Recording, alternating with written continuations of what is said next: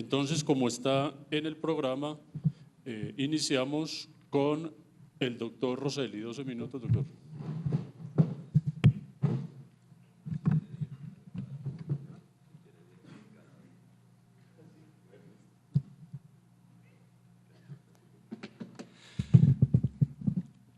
Bueno, cuando a mí me dijeron que tenía que presentar aquí el papel de la posición o la visión de la academia sobre el plan de beneficios, me asusté. Cuando salió la ley estatutaria dije, no, se nos acabó nuestro panel.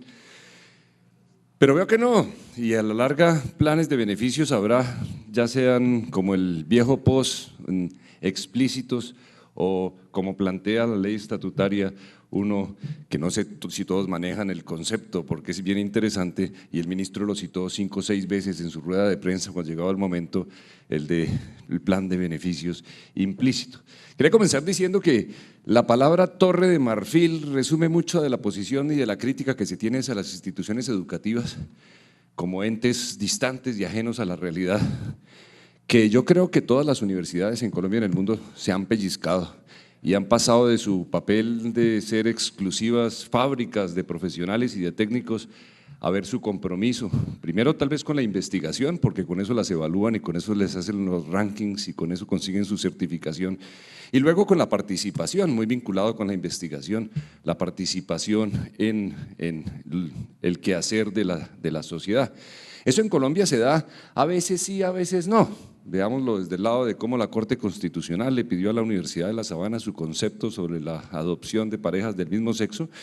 Viéndolo desde el lado positivo está bien que por lo menos se consulte a la universidad, aunque no entremos a discutir los detalles de ese concepto.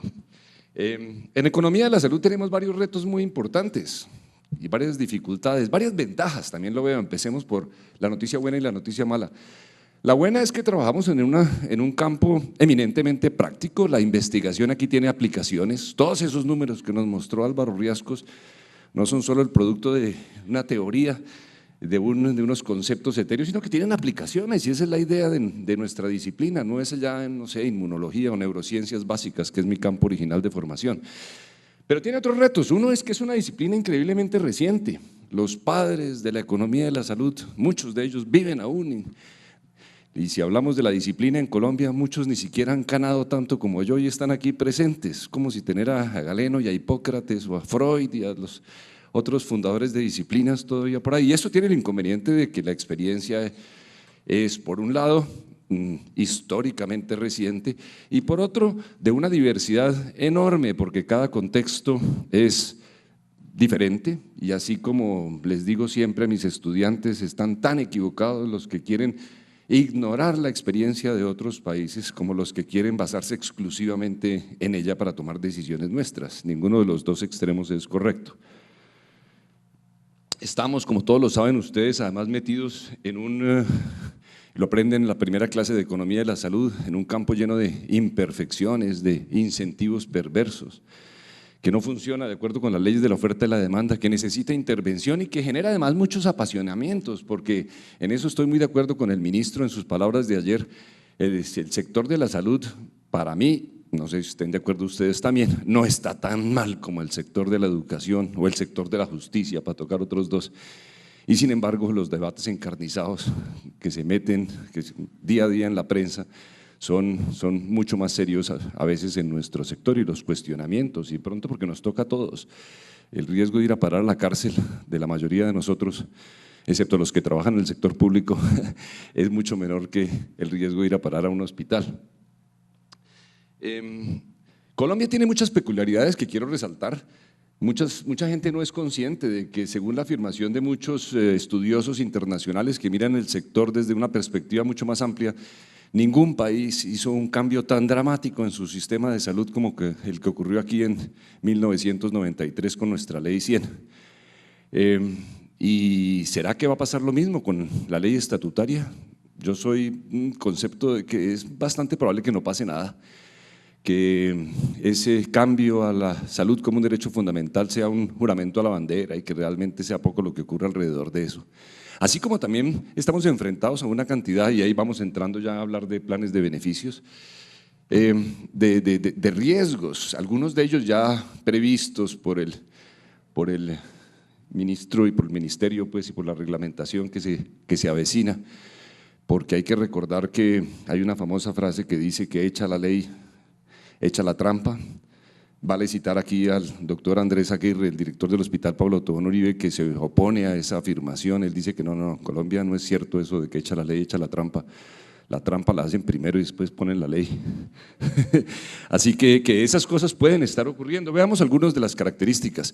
En primer lugar, para los que no es el momento de decir cuáles son las diferencias entre un plan de beneficios implícito y uno de ellos explícito.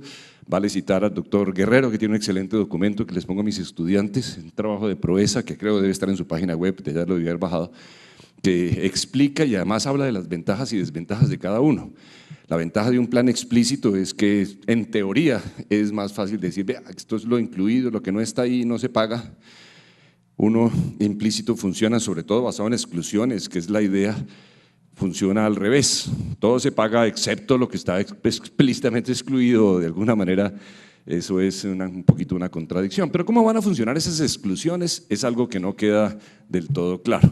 Hay unas que a todo el mundo le parecen obvias, eso de que las cirugías con finalidad estrictamente estética, pero hasta eso tendría excepciones, porque yo creo que hay casos de estética que son francamente un compromiso para la salud integral de una persona, podría ser una excepción. Me preocupa más eso de lo que es investigativo. ¿Quién define cuándo algo es investigativo? ¿Cuándo se acaba de investigar una molécula nueva, por ejemplo, o un procedimiento, o un insumo? Si un dispositivo médico es mejorado, entonces se considera experimental ¿hasta cuándo? Y depende de la gravedad, eso va a ser difícil. Vamos a dejar en manos de quién decir qué es experimental y qué no.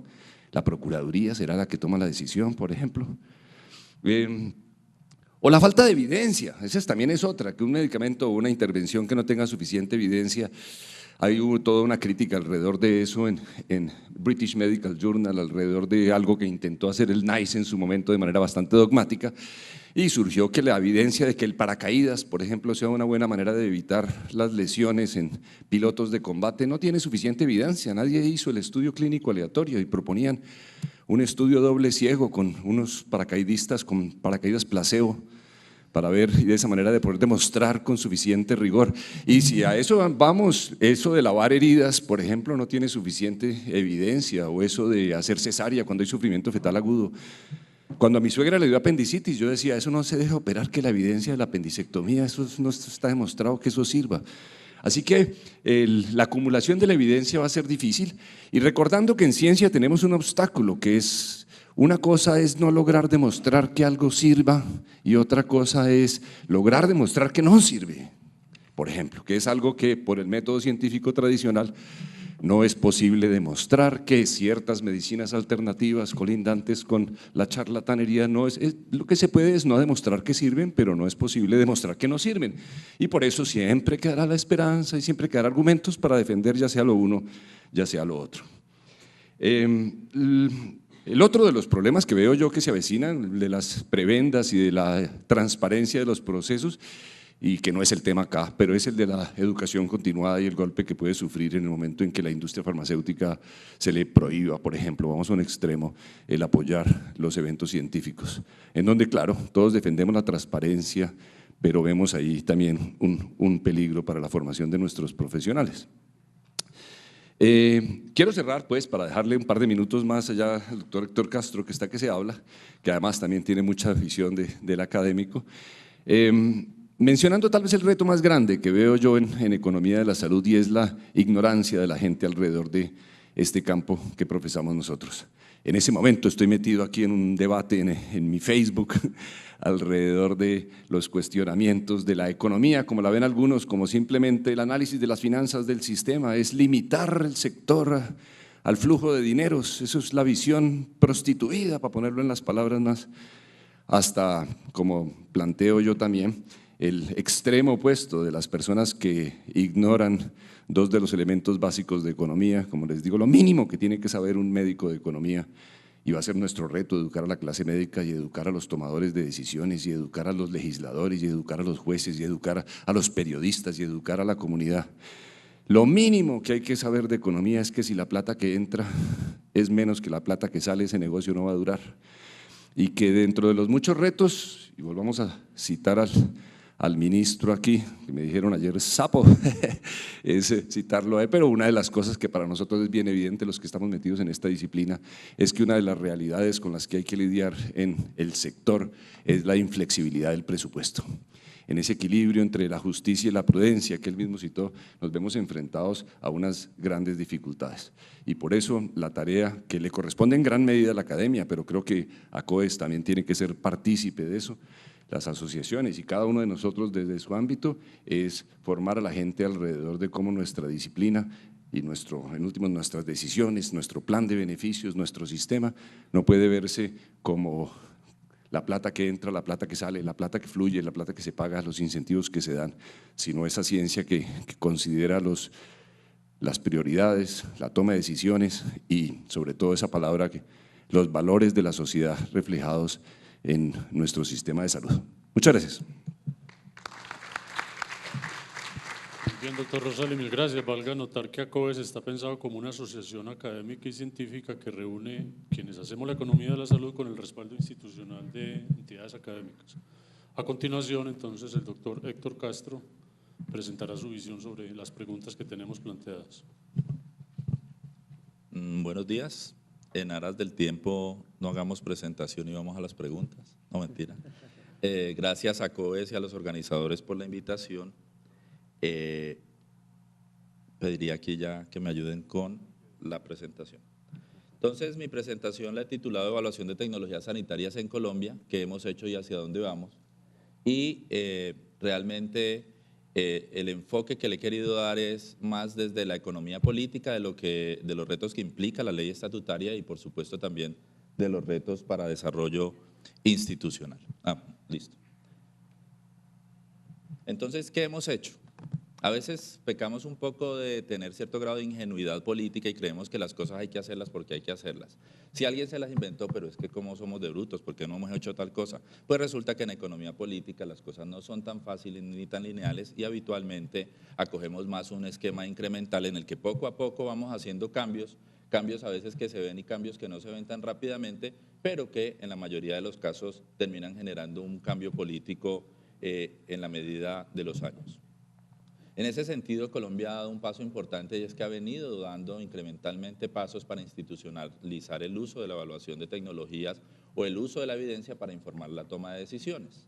Con ley estatutaria o sin ley estatutaria, para todos los que nos dedicamos a esto, sabemos que existe un alto grado de incertidumbre respecto a la seguridad, la efectividad de tecnologías y por supuesto hay un alto grado de asimetría de información que de alguna manera queremos reducir en un mercado que falla como el de la salud.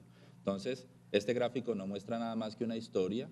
Algunos de ustedes, desde la década de los 90, con interés académico, empezaron a preocuparse por la evaluación de tecnologías y empezaron a producir piezas de información con orientación académica. Este interés académico asociado a un problema contextual de sostenibilidad que no es nuevo para nosotros y que ha venido creciendo de manera exponencial en la última década, llevó a que hubiese un interés político y finalmente se dio una ventana de oportunidad en el 2010 donde de una manera contundente se declara un interés político de institucionalizar la evaluación de tecnologías.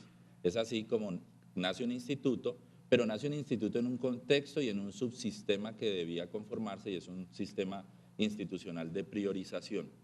Desde hace 20 años el país cuenta con el INVIMA que hace a la puerta de entrada análisis de seguridad y eficacia y de calidad, pero todavía adolecemos en nuestra estructura institucional de una entidad o de un cuerpo colegiado que se encargue de definir cuáles son los criterios para que ingresen nuevos procedimientos. El Gamma Knife, la cirugía bariátrica, el trasplante de cara, entraron a nuestro sistema como un tubo y seguirán entrando. Y todas las compañías de Market Access saben que en Río Revuelto cualquier cosa pescan y por supuesto están tocando nuestras puertas porque no tenemos regulación en ese sentido.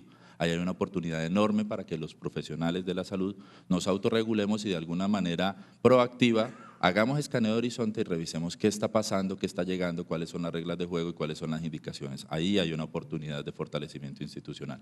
Hemos incrementalmente también mejorado la forma como se prioriza las necesidades en salud y las tecnologías que se deben evaluar. También hace 2 años y medio se creó una institución dedicada a este fin de evaluar tecnologías, después de que el rector, con unos criterios cada vez más transparentes y más sistemáticos, selecciona cuáles tecnologías evaluar, se procede a la evaluación sobre todo con la intención de incluir, y también se han venido incrementalmente dando pasos para fortalecer el proceso de toma de decisiones. Desde hace 2 años hay una comisión asesora y hace unos días fue lanzada una instancia asesora también para permitir la participación de diferentes actores y tratar de reconstruir un cuerpo colegiado que otrora funcionaba y que le daba legitimidad a las decisiones del sí y del no. Por supuesto, también la Superintendencia Nacional de Salud y otros ámbitos como la habilitación y la acreditación permiten hacer seguimiento a esto. También hemos desarrollado procesos incrementales, para no detenerme en aras del tiempo, pues cada vez lo dije anteriormente, se han hecho pilotos y cada vez se acogen más criterios más explícitos para determinar qué tecnologías se evalúan. En procesos incrementales hemos empezado poco a poco a evaluar primero seguridad y efectividad comparada e impacto presupuestal o económico de nuevas tecnologías para construir presupuestos prospectivos, de tal manera que el POSE fuera actualizando cada 2 años, como dice la sentencia de la Corte, siendo cada vez más rigurosos, y este siguiente año viene un reto importante y es avanzar de manera contundente en la costo-efectividad para informar la ampliación progresiva del derecho. Hemos establecido unas reglas de juego claras y unos tiempos en los que diferentes actores pueden someter evidencia para evaluar tecnologías. Hemos adicionalmente apoyado el interés del rector en establecer mecanismos participativos y legítimos y balanceados para informar la toma de decisiones. Está en rojo porque ahí nos faltan cosas por construir, pero como dije, es incremental. Pero también es claro que no todo es sobre métodos, son importantes los procesos, la participación de los actores, la legitimidad, la declaración de conflictos de interés, pero también es claro que sin los métodos la incertidumbre paramétrica y estructural de lo que evaluemos pues va a ser muchísimo mayor. Es por esto que el año pasado sacamos el caso de referencia de Colombia, el manual que establece si un hospital, si un asegurador, si un prestador, si un desarrollador de una tecnología quiere hacer con recursos propios una evaluación de tecnologías, pues debe seguir unos preceptos de buena práctica en seguridad, efectividad, costo-efectividad, impacto presupuestal y sobre todo con unas reglas claras de juego de participación y deliberación para darle legitimidad a las recomendaciones. Esto está todo en nuestra página web que ustedes ven abajo a la derecha. Todo esto lo hemos hecho en años recientes, entonces con un solo objetivo, y es informar de manera progresiva coberturas, mayoritariamente inclusiones. Pero ahora, bueno, y esto para todos ustedes yo sé que es familiar, con el fin de tratar de alguna manera de resolver el problema que Ramón Abel menciona en algunas de sus presentaciones del cuadrante superior derecho, donde tenemos un tratamiento actual con unos costos de Y y un efecto adicional o un efecto de X, y aparece un nuevo tratamiento que cuesta un poco más, pero genera también un poco más de ganancia o de beneficio en salud. La decisión es muy fácil si algo es más barato y es mejor, y también teóricamente sería muy fácil si algo es caro y es peor. Pero en nuestro contexto, dadas las presiones sociales y de jurisprudencia y de la simetría de información en la que no hemos todavía podido adoctrinar a los jueces en la importancia de estos mensajes, como lo decía ahorita entre los retos el doctor Rosselli, entonces, pues además de enfocarnos en esto, debemos enfocarnos en el problema de cuando algo es mejor, pero además es más caro, qué tanto mejor y qué tanto más caro estamos dispuestos a pagar. Y finalmente, hemos tratado de establecer una regla de decisión que informe qué teóricamente es costo efectivo o qué no lo es en Colombia. También nuestro manual de referencia dice que acogiendo lo que ha promulgado la OPS, pero también después de haber hecho una revisión importante de referentes internacionales, encontramos que muchos países tienen esa regla de decisión entre 0.7 y 2.4 veces un PIB per cápita para decir si algo es costo efectivo o no. En Colombia establecimos que una tecnología sería costo efectiva si su razón incremental de costo efectividad es una vez un PIB per cápita y potencialmente si llega hasta 3. Por supuesto, la costo efectividad ni para inclusiones ni para exclusiones resulta ser el único criterio para tomar decisiones de cobertura. También establecimos manuales de análisis de impacto presupuestal que de una manera prospectiva tratan de informar al tomador de decisión no solamente sobre la seguridad y la efectividad, sino sobre el potencial impacto económico que va a tomar o que va a acarrear el tomar una decisión de cobertura. Pero aparece un nuevo contexto en el que aparece una nueva ley, la ley estatutaria, que promueve movernos de un plan implícito promovernos de un plan explícito a un plan implícito, o al menos explícito, Promueve durante 2 años hacer la ampliación progresiva en un marco de sostenibilidad. Tenemos 2 años de oro que debemos aprovechar para sacar adelante este tema. Y también, obviamente, debemos avanzar en fortalecer de manera incremental la legitimidad del sí, como lo venimos haciendo, pero también la legitimidad del no, porque van a venir nos en un mundo de inclusiones y exclusiones. Es claro que el país ha avanzado de manera importante en cobertura universal, pero a veces se nos olvida que la cobertura universal no es unidimensional, sino tridimensional. Es clarísimo que hemos avanzado en amplitud.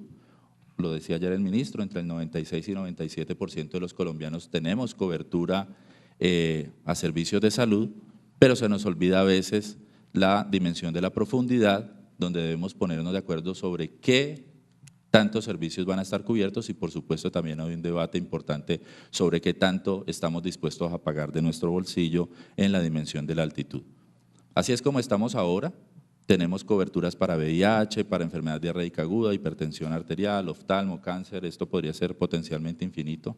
Yo a veces hago el símil de este gráfico de la profundidad como si fuera una ciudad. Una ciudad tiene rascacielos, tiene edificios, tiene casitas de un piso, tiene edificios de 20 pisos, pero esto no podemos seguirlo viendo como una foto de manera estática. El reto ahora es movernos a un mundo dinámico donde hay inclusiones y exclusiones de una manera dinámica y no cada 2 años, donde evaluamos qué es seguro, qué es efectivo, qué es costo efectivo, se hacen negociaciones de precios, se hace negociación de precio basado en valor, entre otras cosas, para poder, a la luz de la nueva evidencia y a la luz de las ganancias marginales en salud y del valor de las nuevas tecnologías, ir regulando qué entra y qué sale.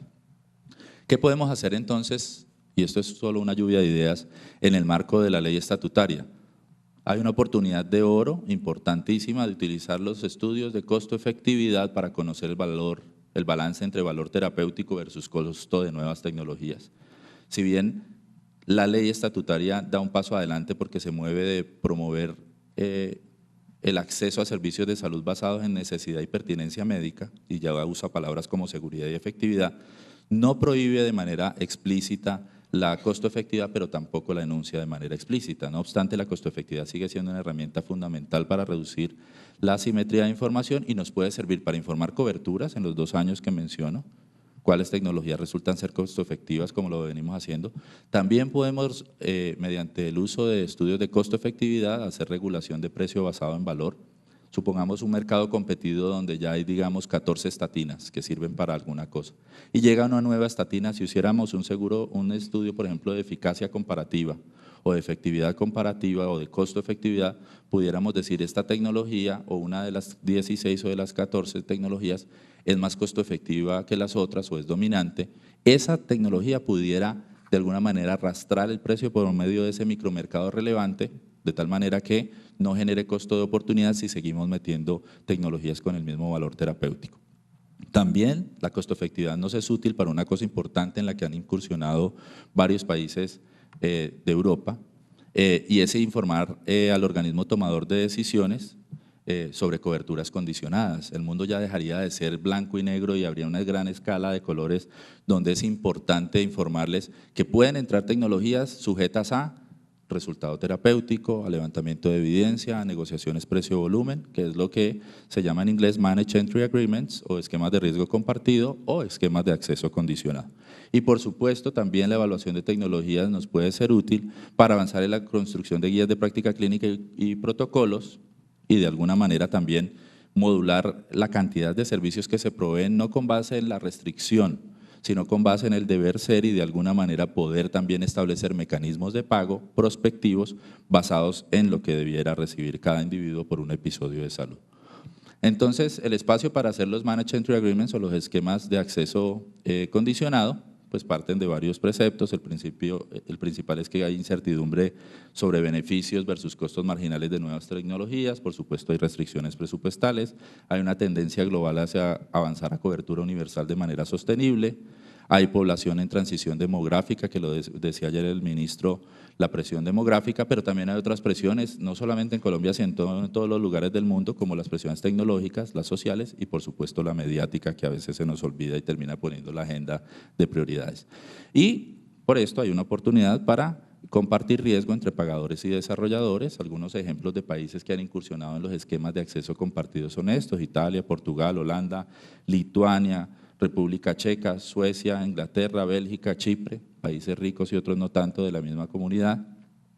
Y básicamente lo que ellos buscan mediante estos esquemas es mitigar la incertidumbre, limitar el presupuesto o controlarlo, tener en cuenta la incertidumbre respecto a la costo-efectividad de nuevas tecnologías y monitorear su uso durante los primeros años de incorporación.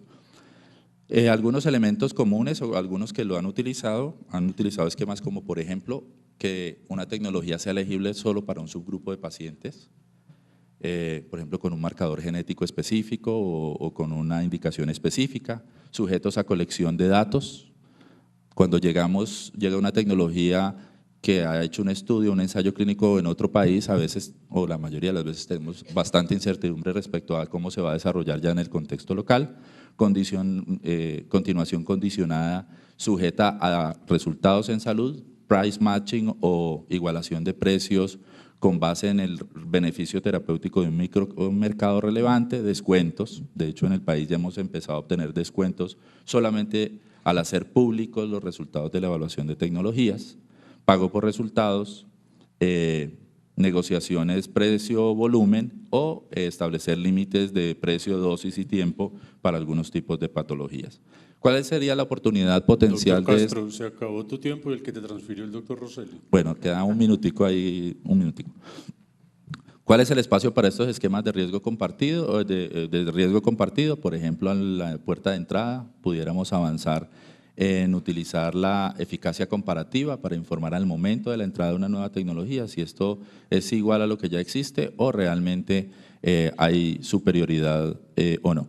Y también hay un espacio importante al momento de tomar las recomendaciones con un cuerpo colegiado, la Comisión Asesora de Beneficios, Costos y Tarifas y la de Regulación de Medicamentos para incorporar estos esquemas.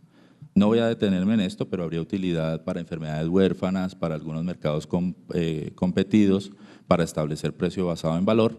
Y como consideraciones finales, simplemente recordar que la evaluación de tecnologías ha crecido de manera incremental en el país, que con o sin ley estatutaria, con sistema totalmente tipo Beveridge o tipo Bismarck o mezclado como el que tenemos, es importante reducir las asimetrías y una de las opciones políticas es hacer la evaluación de tecnologías, que en el marco de la nueva estatutaria, por supuesto, hay unos retos y hay que acomodarnos a ellos, que en este nuevo contexto existe un espacio enorme para que la evaluación y las guías de práctica permitan modular los precios basados en valor y también la cantidad de servicios y, por supuesto, si subimos a bordo muy tempranamente a la comunidad médica, lograr autorregulación.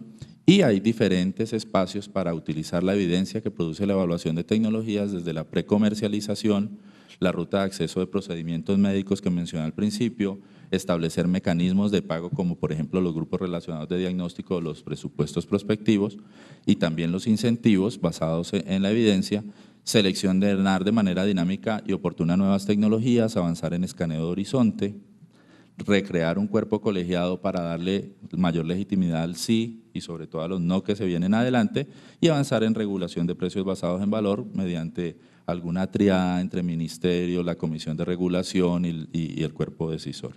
Muchas gracias. Muy bien, doctor Castro. A continuación, entonces, Diana Quintero presenta su visión. Les recuerdo que Estefanía y Laura están entregándoles hojitas en blanco, quienes se animen a formular preguntas, así no podamos responderlas para tenerlas en este debate. Si quieren opinar sobre lo que se leyó ayer, que queremos avanzar en un pronunciamiento y activar el debate aquí en la mesa. Igual en sus libretas tienen hojitas, pueden desprender a quién queremos preguntarle o dirigirle algún comentario. Diana, adelante. Gracias. Buenos días a todos y a todas. Quiero agradecer en primer lugar a Ramiro y a Sergio por la invitación. Precisamente, digamos, esta presentación surge en el contexto de unas discusiones que hemos tenido sobre la importancia de la interdisciplinariedad para tratar el tema de salud. En este caso, me voy a referir entonces al derecho a la salud desde una perspectiva jurídica, constitucional, un poco para vislumbrar cuáles van a ser las limitaciones y también las posibilidades de la ley estatutaria frente al tema del plan de beneficios. Este es el contenido de la presentación, son 3 puntos. quiero mostrar primero las tensiones que hay en las disposiciones jurídicas de la ley, algunos problemas interpretativos claves ligados al tema de la sostenibilidad y mostrar cómo los jueces constitucionales han venido interpretando, digamos, las restricciones que hay en el tema de sostenibilidad. Entonces, la ley estatutaria contiene en su artículo 5 las obligaciones del Estado y dentro de esta hay dos literales que quise traer a colación porque muestran lo que serían las tensiones o contradicciones entre las disposiciones que generan dificultades interpretativas. Si ustedes miran en el H, encontramos que es necesario monitorear lo que se llama el goce efectivo de derechos. Y eso es algo en lo que la Corte Constitucional ya ha adelantado, sobre todo en el seguimiento a población desplazada. Y básicamente cuando se habla de goce efectivo de derechos, se habla de universalidad. De hecho, las expresiones con las que inician todos los indicadores son todas las personas acceden a. Entonces allí se habla de toda la población. Y en la misma disposición encontramos, sin embargo, que un objetivo del sistema es avanzar razonable y progresivamente. La progresividad se predica de los derechos sociales y se considera como la necesidad de ir avanzando en la protección en la medida de los recursos disponibles. Entonces, de un lado tenemos una exigencia de universalidad pero en la protección, pero de otro lado tenemos esa idea de que se realiza progresivamente y está allí en la misma disposición. En el literal I de la ley encontramos también la necesidad de la sostenibilidad, allí lo podemos ver, y al mismo tiempo se habla de la necesidad de brindar los servicios en las condiciones en que la OMS, no solo la Corte, sino nuestra misma, digamos, Constitución considera debe brindarse la salud, y sobre todo pensando en ciertos grupos en situación de vulnerabilidad, acceso, condiciones de calidad, oportunidad, sensibilidad con el sufrimiento, etcétera. Entonces, nuevamente, allí hay otra tensión. Generalmente cuando hay tensiones en las disposiciones hay reglas jurídicas para resolverlas. Por ejemplo, una regla puede ser la prioridad de unas disposiciones sobre otra o la mayor importancia. El problema es que cuando están en el mismo nivel no sirve ese criterio. Entonces el criterio tiene que ser el de ponderación, que es un criterio constitucional. ¿Y en qué consiste la ponderación? Porque la gente no está, digamos, familiarizada casi nunca con ese tema. La gente cree que el derecho está lleno de reglas que se interpretan del tipo todo o nada, sí o no. Y por el contrario, cuando hay principios, y los derechos fundamentales son principios, el derecho a la salud es un principio, hay que hacer ponderaciones. ¿Quién tiene que hacerlas? No solo la autoridad, es la persona que está decidiendo si le concede o no una prestación, un tratamiento, un beneficio a una persona. Es decir, en la EPS, etcétera, tienen que haber personas que sepan y que sean capaces de hacer ponderaciones. La ponderación tiene distintos pasos, eso ya la, digamos, doctrina constitucional internacional lo ha estudiado mucho, pero básicamente son preguntas sobre la necesidad de las medidas, la idoneidad de las medidas para alcanzar fines legítimos y la proporcionalidad en sentido estricto frente a las afectaciones de derechos. Entonces, es un procedimiento que digamos existe pero que requiere apropiación de conceptos morales porque finalmente esto es un asunto moral. Por mucho que las disposiciones sean jurídicas, aquello que se contiene en ellas como los derechos fundamentales siguen siendo morales y eso hace que sea imposible eliminar del todo el grado de incertidumbre que traen las disposiciones en tanto morales. Entonces, miremos este principio de la ley, el de sostenibilidad. Allí básicamente de lo que se trata es de decir que el Estado tendrá que asegurar los recursos para que se vaya progresivamente realizando ese goce efectivo. Pero si ustedes lo miran, dice que es de conformidad con las disposiciones constitucionales. Si miramos una sentencia de la Corte sobre este tema, digamos de 2012, sobre el principio de sostenibilidad fiscal, la Corte dice dos cosas. Una es que la sostenibilidad es un medio y no un fin. Eso tiene implicaciones, porque los derechos son fines, es decir, son prioritarios, y la sostenibilidad es un medio, un mecanismo. Entonces, si hubiera una contradicción, pues no se puede considerar superior el medio sobre el fin. Esto, digamos, esta lógica, y eso hay que decirlo, viene también de los tratados internacionales de derechos humanos que Colombia ha suscrito y que han quedado incorporados en la Constitución vía del bloque de constitucionalidad. Aquí lo podemos ver en la interpretación que hizo la Corte en 2012 sobre este principio cuando dijo que no puede ser un instrumento para negar la protección efectiva de los derechos. Miremos otro problema interpretativo.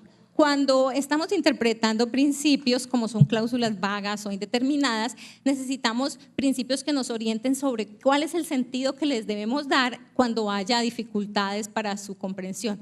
Uno de los principios fundamentales es el de pro homine. Este principio lo que nos dice es que frente a distintas posibilidades interpretativas, pensemos en el plan de beneficios, frente a la posible interpretación de que algo está excluido o no está, digamos, del sistema y alguien lo necesita de manera urgente, entonces el principio pro homine nos dirá que tenemos que hacer la interpretación más favorable a la protección del derecho. Este principio está en la Convención Americana de Derechos Humanos y ha sido desarrollado a su vez por toda la jurisprudencia de la Corte Interamericana, que es vinculante en Colombia, porque Colombia firmó el tratado y forma parte de este y le ha dado competencia a la Corte. Entonces, miremos el tema del papel de los jueces constitucionales. Sabemos que en la ley estatutaria ya se habla de unas exclusiones. Esto no es nuevo. Ya, digamos, desde que se creó el sistema había un listado de exclusiones y era básicamente el mismo. Si lo miramos, siempre aparecía el asunto del propósito cosmético o suntuario, aparecía el tema de la no existencia de evidencia científica, ya el profesor Rosselli pues nos habló de eso ahora en la presentación anterior, que no haya evidencia científica sobre su efectividad clínica, que el uso no haya sido autorizado. Entonces, un plan de beneficios fundado en esto, pues sí debemos decir es más razonable que un plan que pretende hacer listas exhaustivas de lo que sí está incluido, porque nunca es posible prever totalmente, de un lado, lo que pasa, digamos, lo que pasa frente al paciente. En la lógica de los derechos las cosas se resuelven caso a caso, pero de otro lado las tecnologías van avanzando, como también vimos anteriormente, y es muy difícil dejar de una manera fija o pétrea una regulación cuando todo el tiempo en la práctica se están produciendo modificaciones o cambios. Entonces, sí es un avance frente a lo que ha funcionado hasta ahora, pero también tiene limitaciones y ese es el punto que quiero resaltar. ¿Cuál es la limitación? Que estas disposiciones que ustedes ven aquí también son sujetas a interpretación. O sea, en ellas también hay vaguedad, son cláusulas vagas, hay que entrar a determinar en cada caso qué significa la evidencia científica, quién la determina. La regulación puede tratar de disminuir el impacto negativo de esa indeterminación, pero nunca puede desaparecer totalmente, porque es de la naturaleza misma de las disposiciones jurídicas esa indeterminación. Entonces, si miramos estas exclusiones, veremos que la Corte, cuando examinó la constitucionalidad de la ley estatutaria, ya se manifestó anticipadamente. Y esta manifestación es importante, ¿por qué? Porque si uno quiere hacer un ejercicio de pensar si va a haber más o menos tutelas, por ejemplo, que es lo que la gente generalmente se pregunta, pues uno podría contestar que es posible que se incrementen para mal del sistema. ¿Y por qué lo digo? Porque de todas maneras se sigue reconociendo ya expresamente la salud como derecho. No es que antes no se reconociera, es que hay posiciones más conservadoras y algunos jueces más conservadores consideraban que en la medida en que no había una disposición que expresamente dijera que la salud era derecho fundamental, pues no tenían la obligación de tutelarla. La Corte Constitucional es la que vía interpretativa de estos principios que están en los tratados internacionales venía diciendo que sí era un derecho fundamental más o menos desde 2008. Porque antes era muy contradictoria la Corte frente a ese reconocimiento. Entonces, lo que podemos ver allí es que ya hoy en día cualquier juez tendrá que reconocer el carácter tutelable de un derecho. Antes algunos no lo reconocían y llegaba a la Corte y la Corte, digamos, revocaba o cambiaba la decisión. Ahora todos lo tendrán que reconocer. Y segundo, pues en la medida en que en las EPS y en los prestadores no haya personas que estén haciendo ponderaciones desde una perspectiva constitucional, muy probablemente seguiremos viendo conflictos en que las personas consideran que se les vulnera su derecho fundamental porque el servicio que se les niega es esencial para la protección efectiva de su salud. Entonces, posiblemente, si no hay esa modificación, que es una modificación también cultural y que claro, tiene que ver con todo el tema económico también, pues es muy posible que se incrementen. Entonces, miremos la sentencia de la Corte. La Corte dice, si hay dudas y claramente pues la sabrá por lo que hemos dicho que estas expresiones legales no están libres de ambigüedad y vaguedad. En esos casos dice de si están incluidos o excluidos o no del POS, la autoridad respectiva debe decidir aplicando este principio pro homine. O sea que lo que la Corte está diciendo es que la interpretación que se haga tendrá que ser la más favorable a la protección de los derechos de las personas.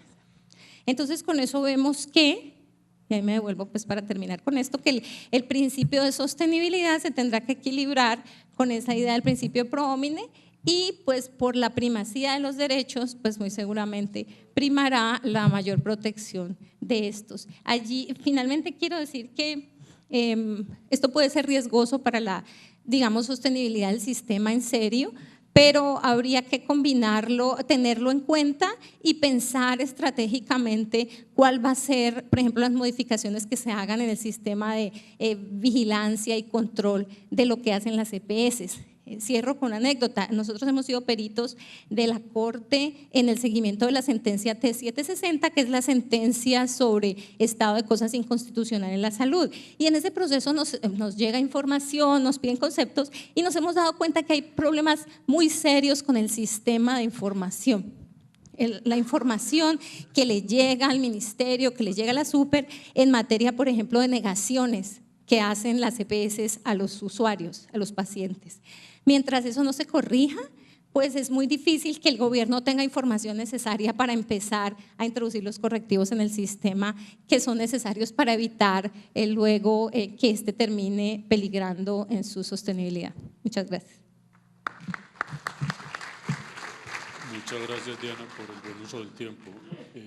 Está muy animado, ya llevamos 3 preguntas. Laura y Estefanía siguen recogiendo. He recogido 7 palabras claves que pueden animar este debate para darle la palabra a los panelistas, quienes ya, en el caso de Héctor y el doctor Rosselli, tienen las preguntas. Para mí las palabras claves que quedan de estas presentaciones o intervenciones son, primero, investigación, las fronteras difusas, en especial el interrogante que surge sobre qué es experimental y el valor y la importancia de la evidencia, transparencia, ignorancia, qué sabe la gente de economía de la salud, legitimidad, autorregulación, progresividad y sostenibilidad. Creo que son 7 palabras clave, repito, que pueden alentar el debate para que ustedes continúen en él, muy pensando en lo que queremos de hacer una declaración sobre lo que significa para el país.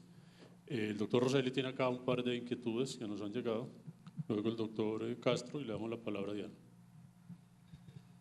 Bueno, hay 2 preguntas, cualquiera de ellas se daría lugar a un panel, a un evento más de… Bueno, la primera es cómo mantener el balance entre medicina personalizada y la medicina estandarizada. Una de las críticas grandes a la elaboración de guías, por ejemplo, es que estandarizar la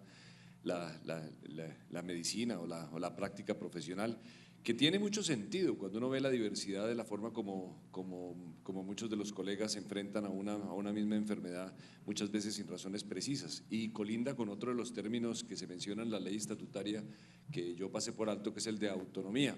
Hay una excelente disertación de Ramón Abel con la cual inauguró el capítulo estudiantil de ISPOR, vale la cuña de una vez acá, sobre autonomía y sostenibilidad del sistema, pero quería limitar a la definición de autonomía y hasta dónde es válido personalizar la medicina, aunque hay otras definiciones de medicina personalizada, ¿no?, que es la de los medicamentos y la de la genética de cada uno de los trastornos para tratar de escoger el medicamento más apropiado. Me imagino que aquí alude a esa definición de qué tanto nos podemos salir de una guía para prestar, qué tan autónomos vamos a ser. Y en resumen, la discusión grande es, como muchos de los colegas están viendo la autonomía, es que yo hago lo que se me dé la gana, que es una definición con la que yo creo que la mayoría de los colegas están entendiéndolo así, inclusive muchas de las sociedades científicas, hasta una autonomía de la profesión para autorregularse, que es inclusive una mayor elaboración de guías, una mayor estandarización de los procesos, que, para resumirlo, llevaría a salirse de esa norma solo con una justificación muy clara. Esa es como la percepción que se tiene en el medio. Yo creo que Héctor está de acuerdo conmigo, esa excepcionalidad de la prestación de un servicio o de la formulación de un medicamento debería estar sustentada con argumentos que no necesariamente son estadísticos, pero deben ser más personalizados para el contexto, por ejemplo. La otra pregunta es sobre el autocuidado, que es otro de los temas que se tocan Y aunque la pregunta es larga y se prestaría para muchas cosas, habla de cómo muchos de los enfermos, 50, 70 la cifra que cita aquí, de los enfermos generales de alto costo en particular, tienen problemas de comportamientos no saludables, y ahí sí que tire la primera piedra el que no tenga algún comportamiento no saludable excepcionalmente, sobre todo en Cali un fin de semana. Pero, y esa es otra de las medidas que de alguna manera toca reglamentaria, en la que hay posiciones que se prestarían aquí para el debate. Hasta dónde una persona que ha tenido un estilo de vida claramente no saludable tiene el mismo derecho de una persona que sí se ha cuidado su enfermedad, que ha puesto de su parte. Es un debate ético y económico que yo creo que vale la pena que todos pensemos, y en la cual yo estaría de acuerdo en que se tenga un trato diferencial, pero nuevamente, como pasa con todas las excepciones, ¿quién es quién para decir hasta dónde se llega, hasta dónde es normal, quiénes somos los sanos, quiénes son los que no lo son? Dejémosle. Héctor, 3 minutos. La primera pregunta es, en el marco de la ley estatutaria, ¿cuál es el papel del criterio de eficiencia? En ese sentido cobra importante relevancia el término eficiencia distributiva.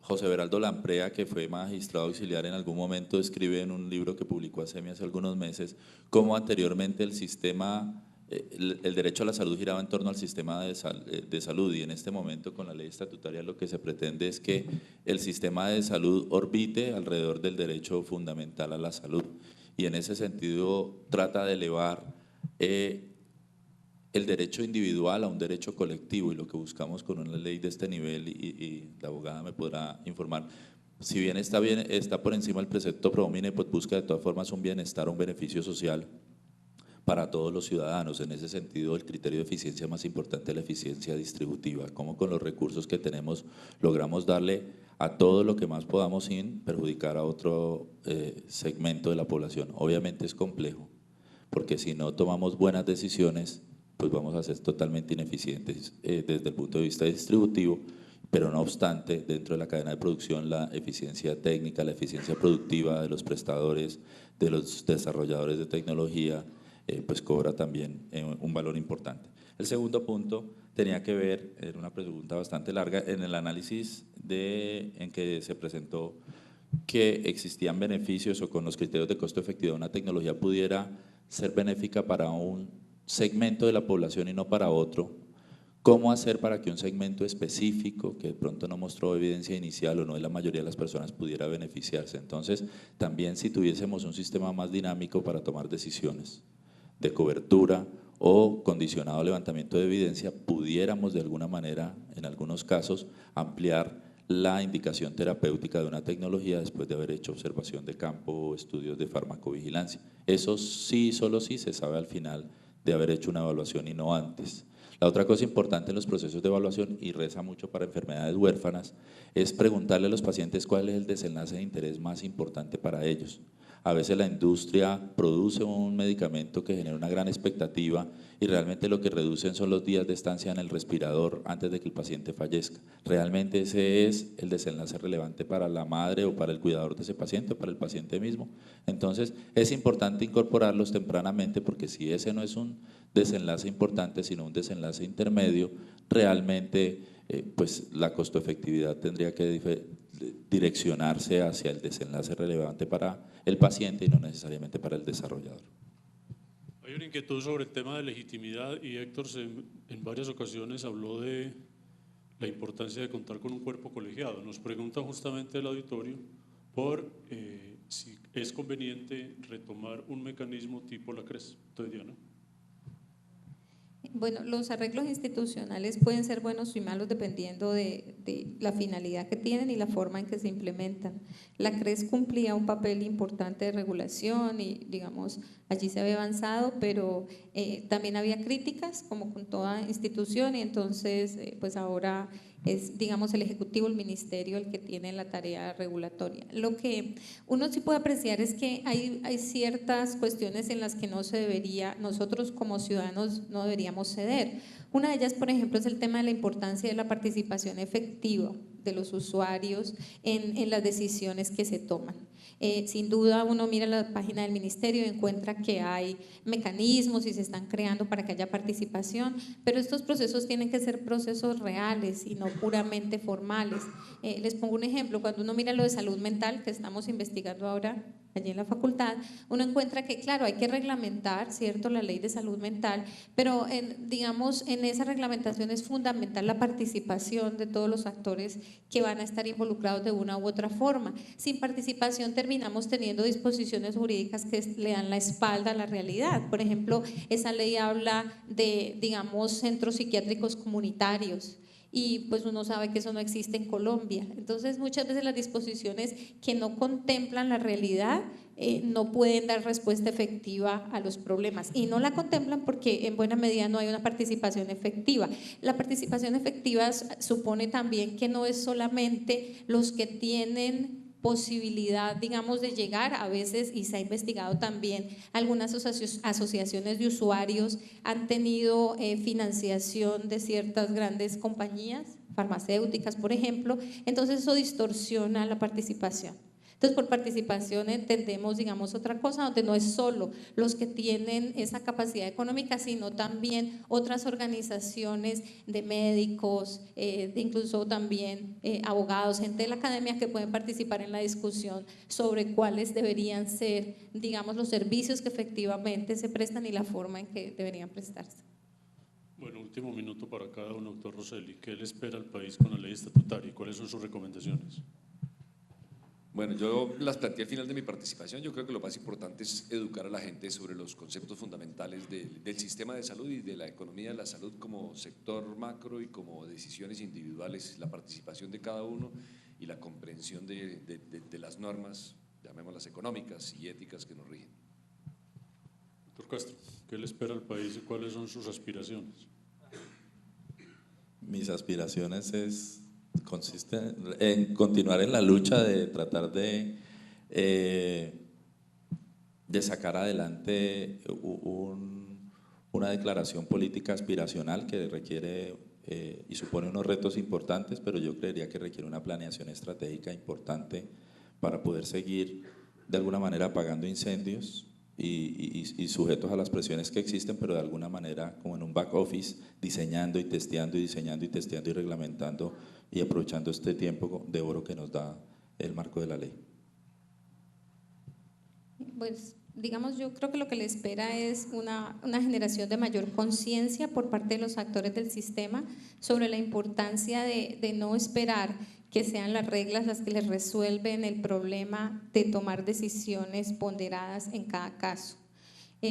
Eso supone que uno se toma en serio todas las cuestiones que están en la balanza, entiende que son difíciles, que ponderar la necesidad de sostenibilidad, por ejemplo, de un lado versus la importancia de proteger la vida, de hacer todo lo posible por salvar a alguien es una tarea difícil, pero en la medida en que eso se empiece a generar es posible que vamos necesitando cada vez menos esos mecanismos que distorsionan el sistema como la tutela. No porque uno sea abogado cree que esos mecanismos son buenos, por el contrario eso congestiona la justicia, pero también uno tiene que entender que la tutela ganó mucha legitimidad ciudadana en parte porque el ciudadano común y corriente solo encontraba allí y digamos el único mecanismo en muchas ocasiones para que fuera oída su petición y fuera posible que se ordenara la prestación o el medicamento o incluso a veces la consulta. Y mis expectativas son que efectivamente con esta línea que el ministerio tiene, que yo creo que es positiva, aunque todavía en los derechos humanos la gente sigue siendo muy crítica, pero yo sí creo que hay una voluntad de hacer regulaciones más razonables, de que en el sistema se empiece a privilegiar lo razonable. Por ejemplo, esa regulación sobre el tema de medicamentos es esencial. O sea, también hay que entender que no han sido solo las tutelas las que han impuesto un costo muy alto al sistema, sino que también por esa vía de los medicamentos y la falta de regulación que se, digamos, profundizó en el gobierno pasado, pues también se le ha puesto una carga muy profunda al sistema que esperamos que vaya desapareciendo. Agradecemos a los tres panelistas, creo que se han puesto puntos muy importantes sobre la mesa que seguirán concitando todo nuestro interés. Cedo la palabra entonces a Sergio para que nos indique cómo seguimos con la agenda. ¿Cómo seguimos? Perfecto.